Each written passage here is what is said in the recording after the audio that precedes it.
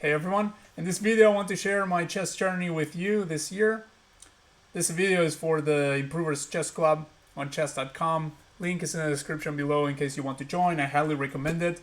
It's full of like-minded individuals that want to get better at the game and are willing to share their knowledge with others. I joined in 2024, December 2024, and it's been amazing. This year has been the chess year for me, and mainly because of this club. I will get into that a little bit later. I will share with you the highlights, and then finally, so that you don't just see me yapping all the time, I will share two games as well that I've played that are sort of representative of this chess year for me. One is one of my favorite games, and the other is a sample of the many games that I have played against other improvers from the club, in particular against one that I have played very frequently with. First of all, the biggest highlight of the year for me has been getting into CoachChamps, mainly because of the lessons that I got from two masters. So I got coaching sessions one-on-one by International Master David Proust from the Chess Dojo. He coached me for the duration of 2 months. He only had to coach me for 1 month for the event, but actually he offered all of his students an extra month completely free of charge. So hats off to him, and hats off again to National Master Coach Dane as well, because he has made a lot of this possible, and he coached me for 2 private sessions this year, and has also given us a lot of community sessions that you can also attend. If you join this club, you will see in the announcements section when another lesson is coming up. They happen pretty often, and yeah, it's been that has been amazing and absolutely surreal. Another thing that has been amazing and surreal is the tournament itself.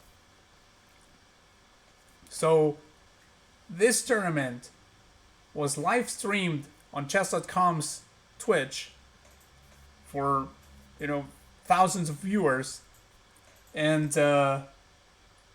it was commentated. There was commentary by masters as well. So 2 masters were commentating my games. I never expected this, and it was also very fun to experience this big boy tournament kind of thing, where there were the fair play checks with the double camera setup and stuff. I found that all very, very interesting, and yeah, it was extremely exciting. And the icing of the cake was that I actually won in my category against a very strong opposition for my level. So yeah, very, very thankful about this experience to the Improvers Club, and yeah, that has been by far the best thing to happen to me this year, I have to say, and I'm being completely honest on that, guys.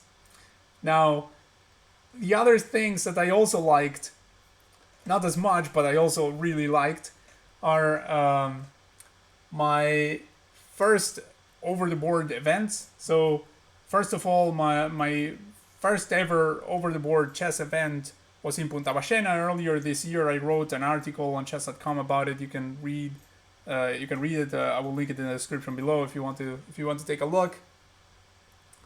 And in the tournament, there were very famous chess celebrities. There was Grandmaster Sandro Mareco, the national Argentinian champion. There was International Master Faustino Oro, the Messi of chess, and Grandmaster Pepe Cuenca. Maybe you're familiar with him. He's one of my favorite content creators. But of course, I mean, if you're not a Spanish speaker, maybe you haven't heard of him. If you are, you probably heard of him. So it was amazing, a great experience. There was also Grandmaster Andres Rodriguez from Uruguay. I got to take pictures with them. It was really cool. Then I participated in 2 more rapid events, also FIDE rated, but not as big as that first one. very actually with very few people, very local tournaments, but still federated, and it was cool. So in those two, I actually got into the podium, as you can see, the medals in the back there, and with those, I qualified for my first over the board federated classical tournament, where I only won one game. I mean, I didn't play that many, but well, I managed to win one at least. So it was a very very cool experience, and yeah, well, I will share that game that I won is the one that I will share here as one of my favorite games this year. And yeah, in terms of rating, like a lot of people want to say, well, enough about your journey or whatever. How much did you improve in numbers? And I will say that I didn't go up that much when it comes to rating, but I'm still happy with my improvement. I'm not only an adult learner, but also one that doesn't play rated games that often. I find playing rated games very very stressful, to be honest. Maybe some of you can relate. I know that some of you play against bots and stuff, and I play every now and then in a rated game. Sometimes I'm like, okay, let me chill out for a little bit, and instead of playing, just watching some streams and commenting on other people's games, and just trying to share whatever input I have with other players, which I have done in the forums here as well. And but I still did notice some increase in just directly in rating, and I would say that I probably noticed an increase in understanding as well. I think, if I may say so myself, I do believe that my understanding of chess has gotten a lot better. Mainly, I have learned a bunch of things with these coaching sessions. With Coach Dane, I had a one-on-one session on endgames that basically opened my eyes to how to treat rook endgames in particular, for instance. And also, he's a very very patient guy. He teaches you in a way that makes you feel very comfortable. David Bruce also, of course, very patient. Like I mentioned before, if you've watched my CoachChamps interview, he doesn't use the engine while analyzing with you, and he gives you his actual master level input on a position. And I have asked him about very specific topics such as sacrifices, a position in the Najdorf that I didn't understand, because he's an expert in the Najdorf. He plays it himself, has played it for a very long time in tournaments and series play, and yeah, I mean, I have learned a lot. I have also been reading a few chess books. There's one here that I actually made a video of in my channel. This another opening encyclopedia. I know that a lot of you say like, oh yeah, don't learn much about openings if you're beginner intermediate level. I always found it that it was very very instructive to learn about openings, and quite fun, to be honest. So I have never stayed since I started with chess. I have always kept my opening encyclopedias as one of my reading sources. And yeah, this is the latest one that I got, the one I just showed you. So I have been reading that. I have been reading The Amateur's Mind by International Master Jeremy Silman, which I haven't finished yet. I have yet to finish that one, but I'm already like halfway through. And I have a couple of bedside books as well that where I do puzzles when I'm not feeling like too lazy. If I'm feeling too lazy, I just read only some Sherlock Holmes and that's it. But if I'm feeling like doing a little bit of a workout, I do some chess puzzles with with John Nunn's 1001 Deadly Checkmates right now, and sometimes the Woodpecker Method. So yeah, that has been my year. I don't want to continue talking for too long because I'm going to bore every single one of you, and then apart from that, I'm not going to have space to even upload this. So without further ado, let me finish this by sharing my the two games as promised. I want to show you my favorite win so far. It's my only win in classical over-the-board FIDE-rated chess. It was against a 1700, a French defense. And my proudest moment of this game came right around here, when I played a3. And after bc3, b4. Now I have these connected pawns on the queen side. Queen drops back. I will round this one up and win it back. And after I do so and push these pawns over here with a4, you may notice that I control a lot of queenside space. I have space in the center. I have better developed pieces than the opponent by far. This bishop is just staring into a pawn. This knight doesn't have that many squares, although it has some, but it's also blocking this bishop. This bishop is a terrible piece. It has absolutely nowhere to go, and in turn, this bishop is preventing this king from castling. King is just stuck in the middle. And there's only one of the opponent's pieces that's not on the back rank. I start an attack against the enemy king.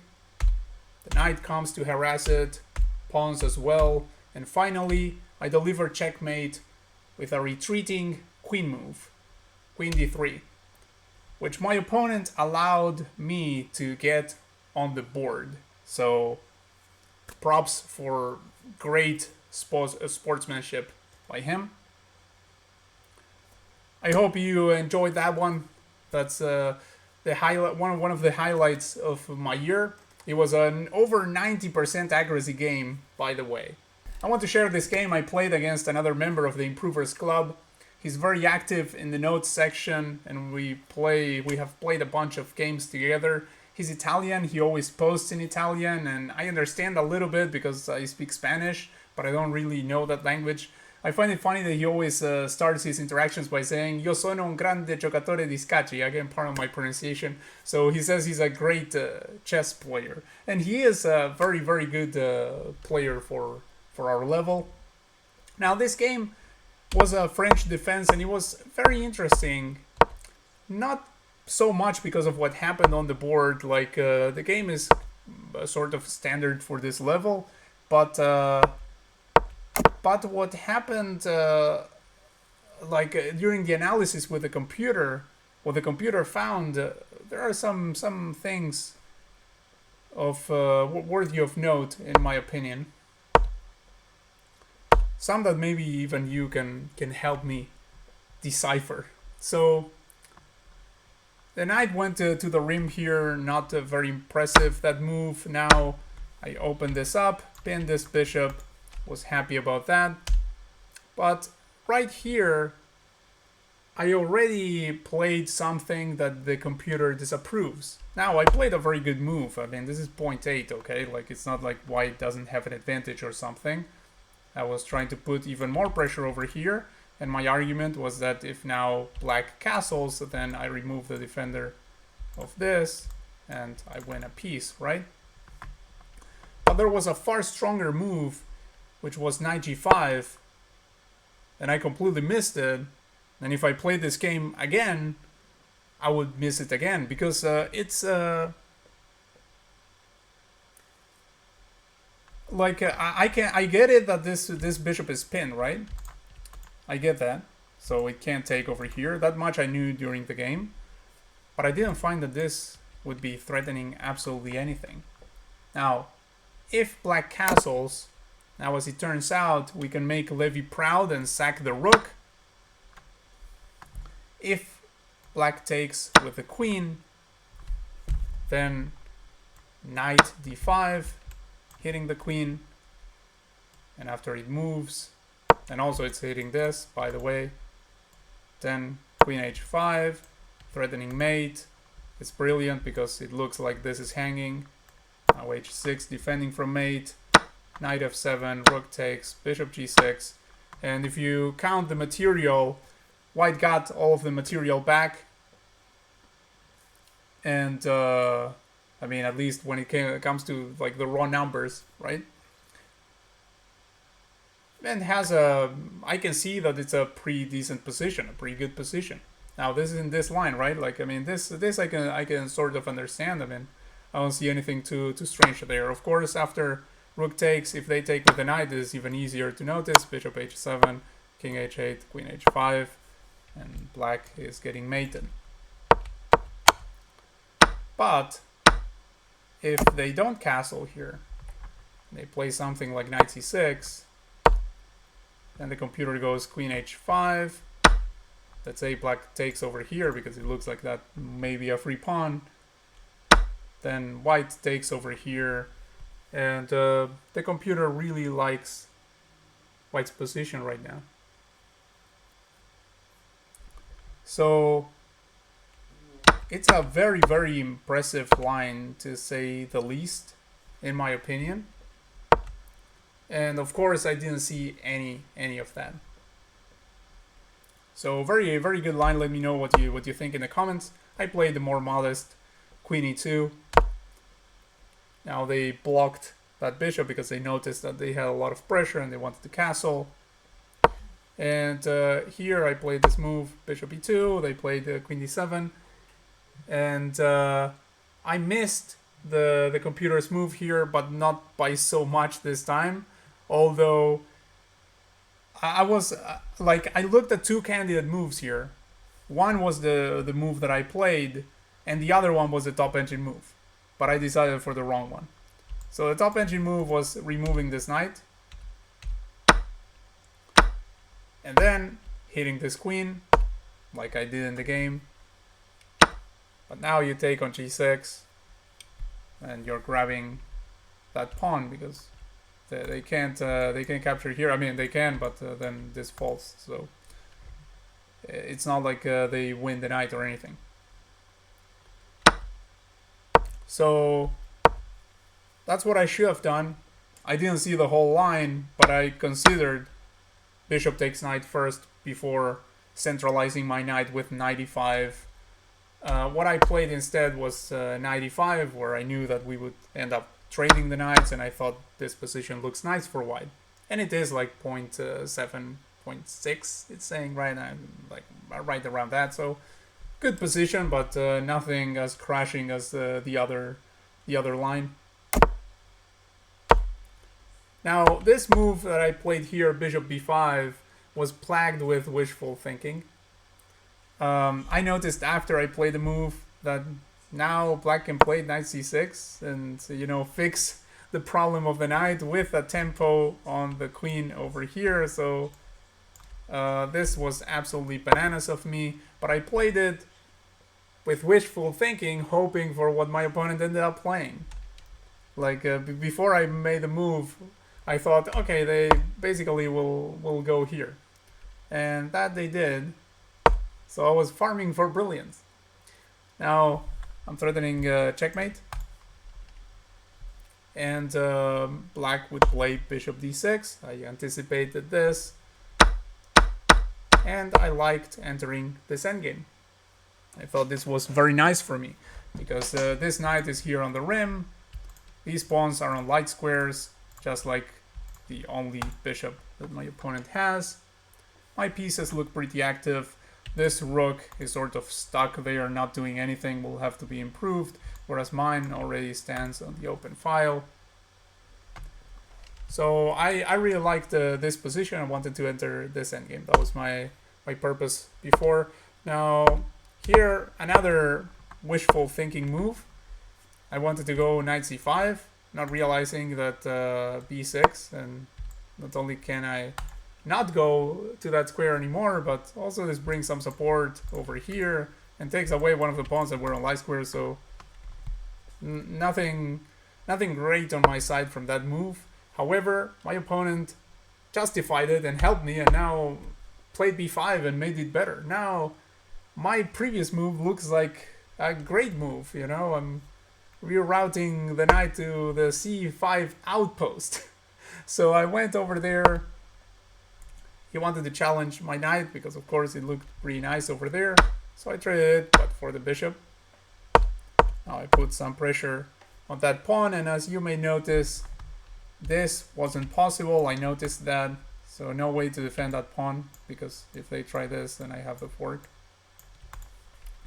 So my opponent realized it as well, just let it go, activated their king. I put my pawns on dark squares. I wanted to lock all of this up, and if the knight landed over here, I was going to trade my bishop, as you will see I did later. Here the computer wanted me to actually take on h4. I mean, it's not like I saw anything particularly horrifying about it, but I didn't think that splitting my pawns like that was good. My move is perfectly fine and also gets the computer's blessing, even though here it says it's a miss, but I mean, it's 3.2, okay? So I just started pushing, traded the bishop for the knight, like I said, brought my king, and always repeated because I'm a fan of Ben Feingold and because I was low on time. And speaking of being low on time, here I timed out because I forgot that I was so low on time. I knew that I was low on time, but I didn't know how low on time I was, so I timed out. Actually, if you believe me, I was thinking of playing this move, but I wanted to double check that nothing was seriously wrong with it for some reason, because I was like, yeah, I don't want to throw this. And paradoxically, ironically, I ended up throwing because of that, because I stopped thinking in a moment where I shouldn't have thought, and I already knew that I wanted to play this move, and therefore I timed out. It was a 10-minute plus 2-second increment game. But yeah, very, very interesting game, especially because of those annotations by the engine, so to say, so those lines that the computer gives. When I analyzed this with the chess.com's game review, let me know what you think in the comments. So that's it about my improvement journey this year. I mean, I hope to improve a little bit more during the remainder of the year, but yeah, it's been a good 2025 for chess.